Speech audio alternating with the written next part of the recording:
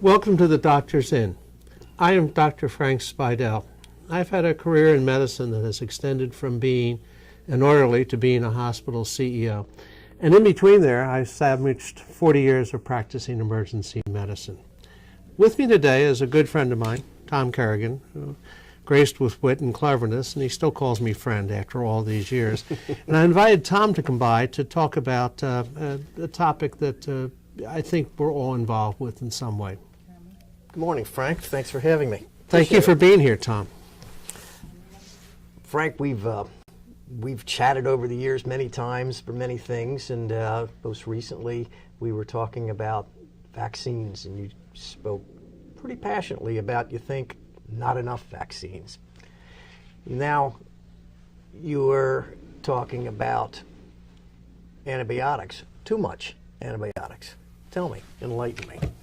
Well, I've always felt better when I can get some people enlisted on my side, and the World Health Organization feels the way that I do. Or perhaps I should say I feel the way the World Health Organization does. There's been an overuse of antibiotics. We use too much antibiotics, and that has consequences. It leads to developing of superbugs that are immune, that are no longer affected by antibiotics.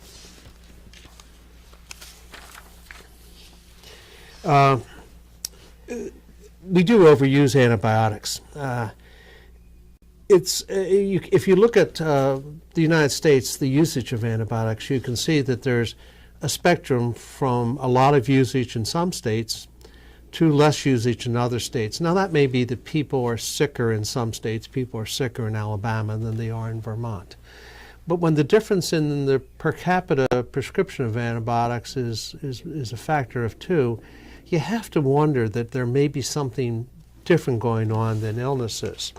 There's a wonderful study that was done out of Ann Arbor a couple years ago where they looked at the coding and the relationship between the coding, that is the diagnosis of an illness, and the use of antibiotics. That's the one you sent me the other day. Yes, it is. A big study. I mean, I saw like 19 million people. Yeah, it's a huge study, which you always feel good when you have the large N's in your study. And they found definitively that at least around 25% the antibiotics were inappropriate.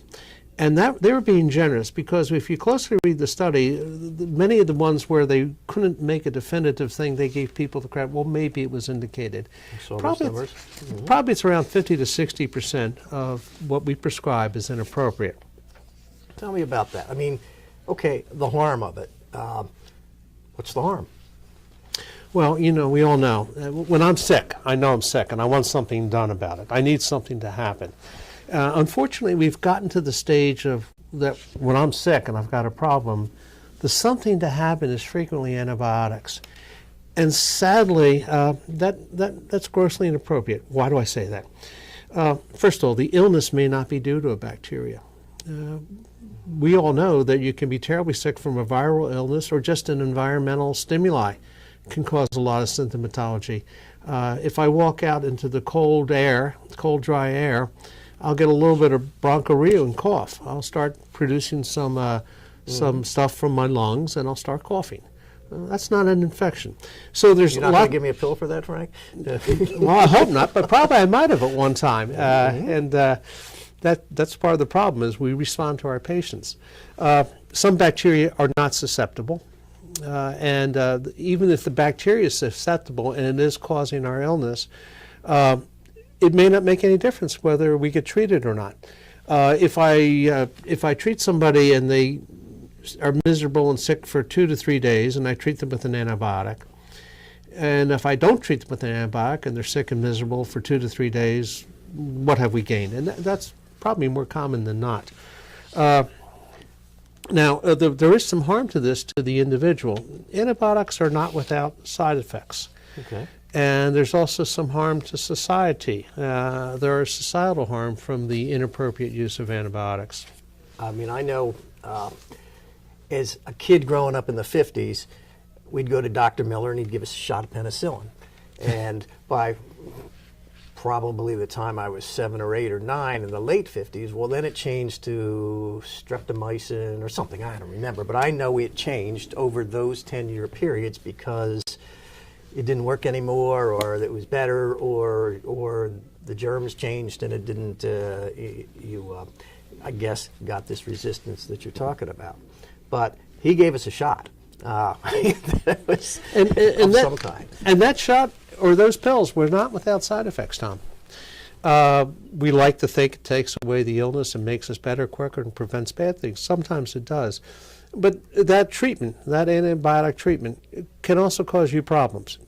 My cousins, whose father was a doctor, and I think they probably had more shots than us, their teeth turned a darker color or whatever. Tetracycline, yes. Okay, is that what it was? Okay. Yeah, it was staining the teeth, and that was a good, still used, efficacious antibiotic, but in young children it will discolor the teeth.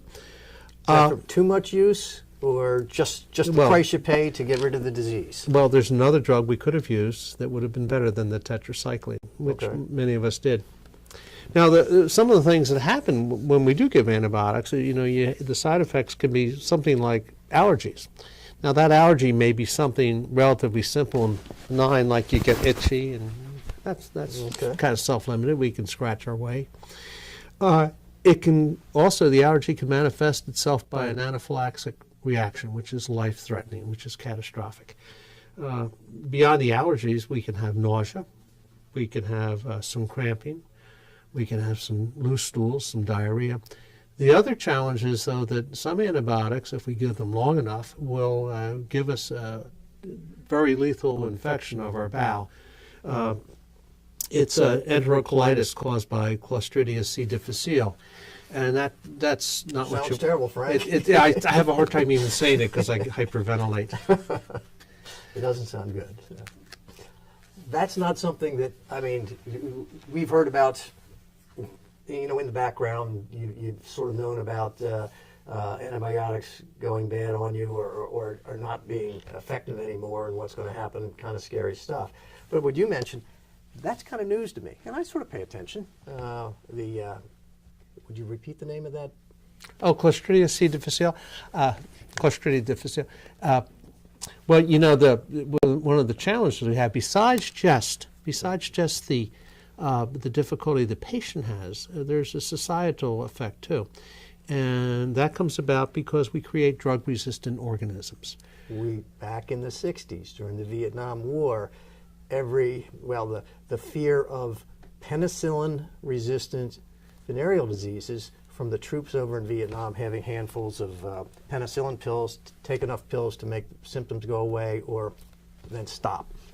And that's when that fear first came up that I was aware of.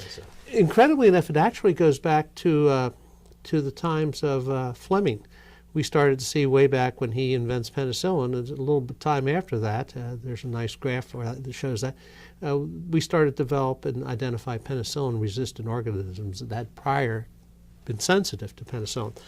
And that's a huge challenge. Now, how does this come about? How do bugs become resistant? Well, one thing we do when we give an antibiotic, it may kill out other bugs and select out bugs that have by mutation are resistant to the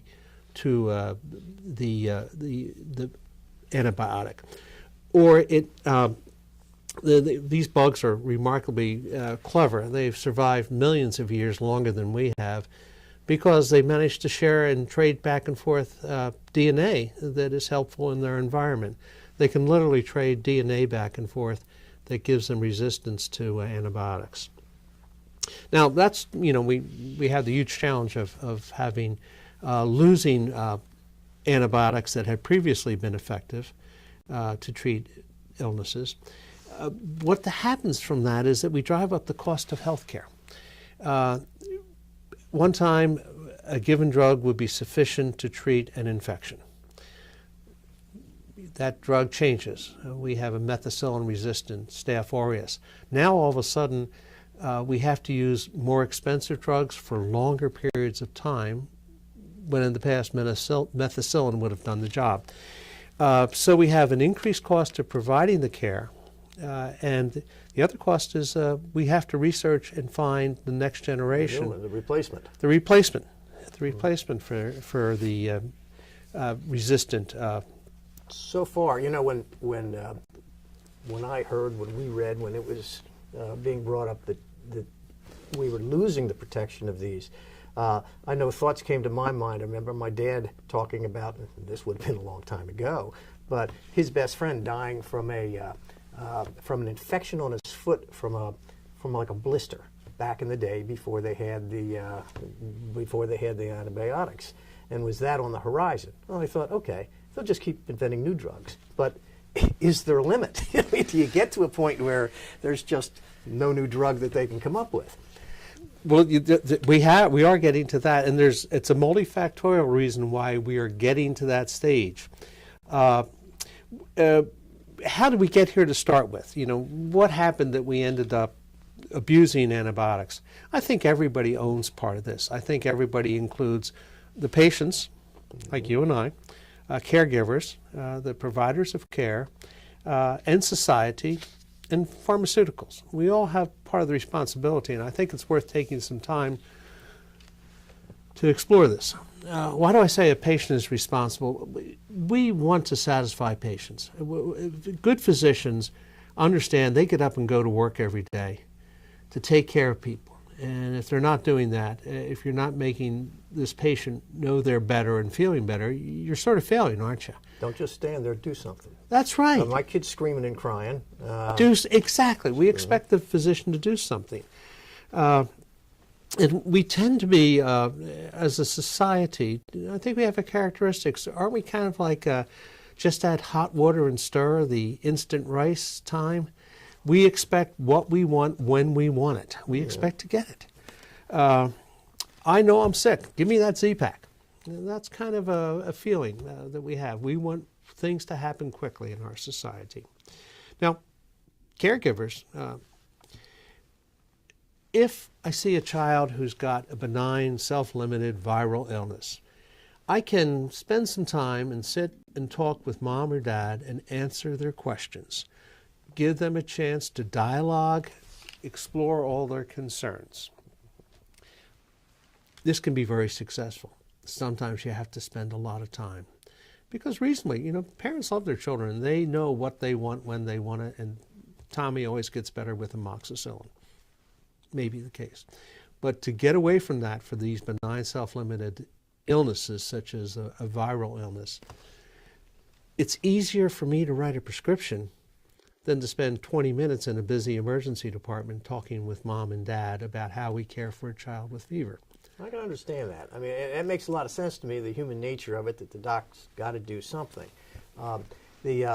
Can there, well, maybe we talk about solutions later, but can we give them a sugar pill? Can you give them a placebo? First give them the instructions of what needs to be done.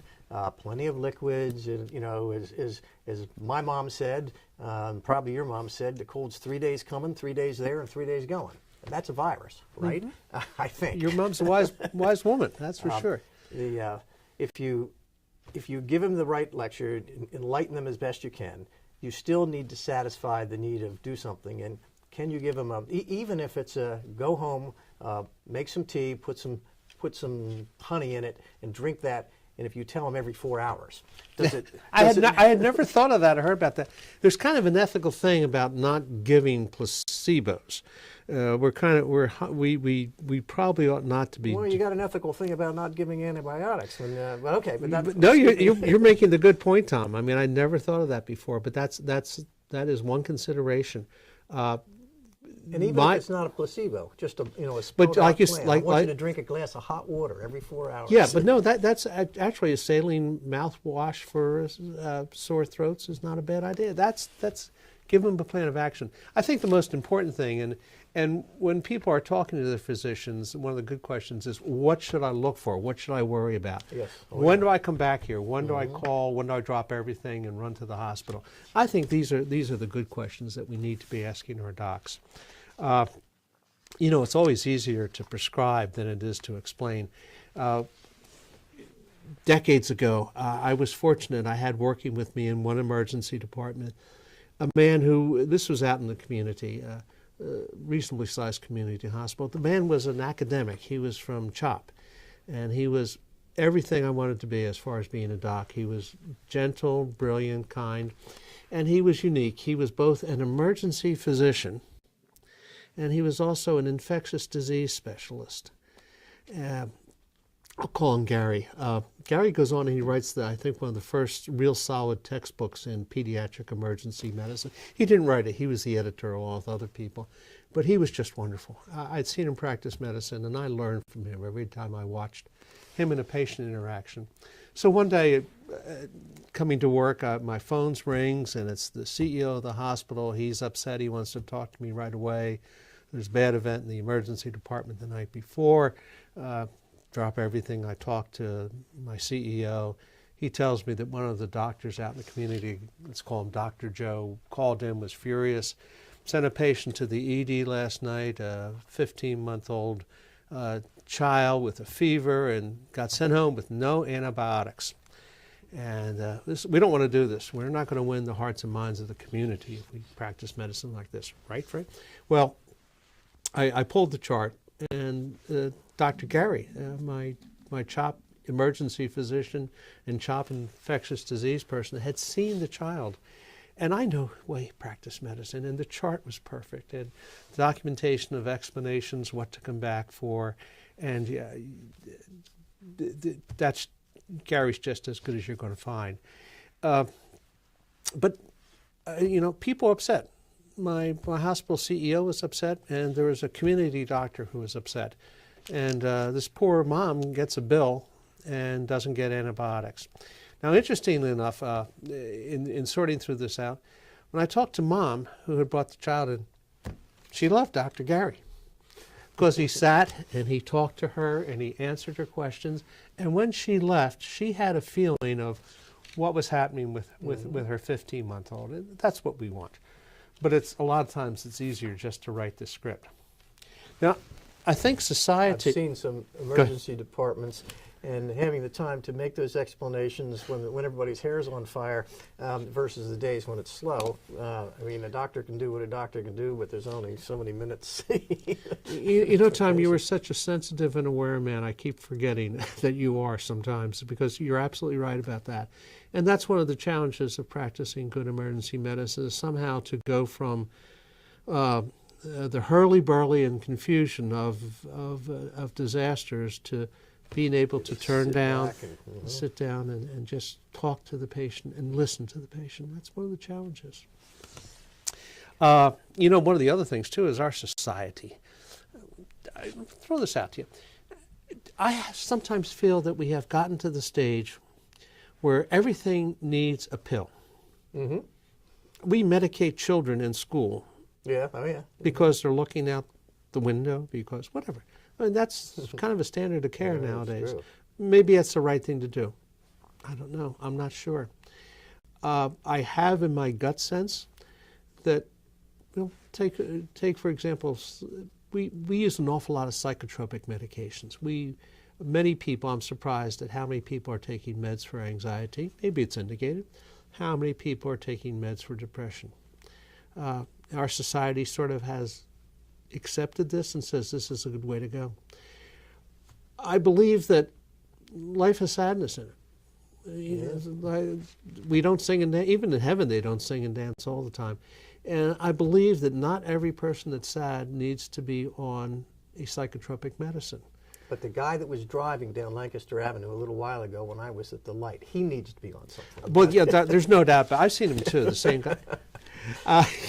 Sorry about that. No, that's okay. Maybe. But I'm thinking the pluses and minuses of the pluses over-medicating. the pluses, because if we don't want to go, here's a pill for the problem. Mm-hmm. Maybe we'll do something like say, why don't you sit and talk to your wife, sit and talk to your husband, sit and talk to a friend, or have you read Thomas Hardy novels for a while?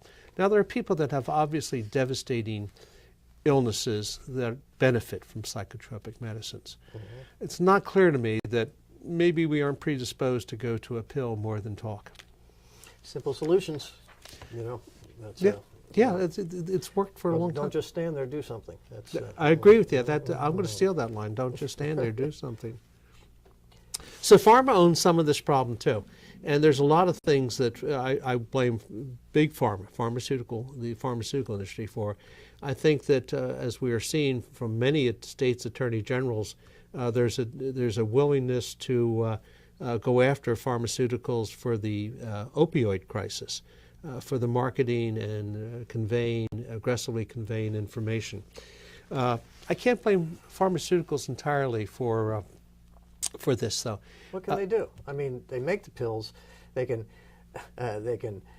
give the education to the docs of when they're appropriate or not. I mean, is there a question of the docs, or even the certainly the docs understanding what's appropriate or not? I think that's not your issue, is it? Well, sometimes it is, because there's going to be tweener cases that don't fall clearly. Yeah, that makes the tweener cases. That's when I go to the doctor, my throat hurts, and you're the doc, and you're saying, okay, is it a virus? Send them home with with a placebo, not a placebo, but send them home and tell them you'll be better in 3 days. Or do I culture his throat, or I just shotgun with an antibiotic? Yes. And that's the tweener when you don't, if you don't know. And the culturing, how long does the culturing take? I mean, 2 by days. Then, well, I don't want to be paid for 2 days. Well, you're trying to figure out whether or not to give me a pill that's going to hurt society, not me. So I have these are the cases that are in between. Okay, that's the in-betweeners. Now, let me ask you, in that big study that you did, the one that grabbed me, the 28% of the misdiagnoses, giving the pills where they weren't Inappropriate. Could a bunch of those 28% be where the doc says, I think it's probably a virus, but I'm not 100% sure, so I'll give this as just in case? I got the sense that they had clear, solid cases where there was inappropriate. That answers that question. So last thing I want to share with you is that it's interesting. I was fascinated by this, that antibiotics are not a big moneymaker for pharmaceuticals. Okay. Because think about it. It's an acute illness. If I take 10 days of gentamicin and I'm better, okay, I've only sold 10 days of gentamicin. Mm-hmm. And if it's a catastrophic illness, all the antibiotics in the world aren't going to cure that overwhelming sepsis. Money for pharmaceuticals in chronic conditions, COPD. Okay. It's in coronary artery disease. It's in mental health challenges. That's where the money is, these chronic, long-standing conditions like pain. Well, I think we sort of covered, and I think it's one of the solutions is going to be a strong conversations between the care provider and the patient and the patient's family. And let me give you a teaser. Looking at antibiotics, one of the things that comes to mind is allergies. You know, we're always concerned about allergies. We hear about allergies a lot. EpiPen is on people's tongues almost when you talk about allergies. If I was to ask you what percentage of the population thinks they're allergic to penicillin, what would you guess? Penicillin? Penicillin. Oh, I have no clue. I mean, I've never heard anybody. It's not in my daily conversation. That's true. That's true. You're not. So I'm expecting 3%.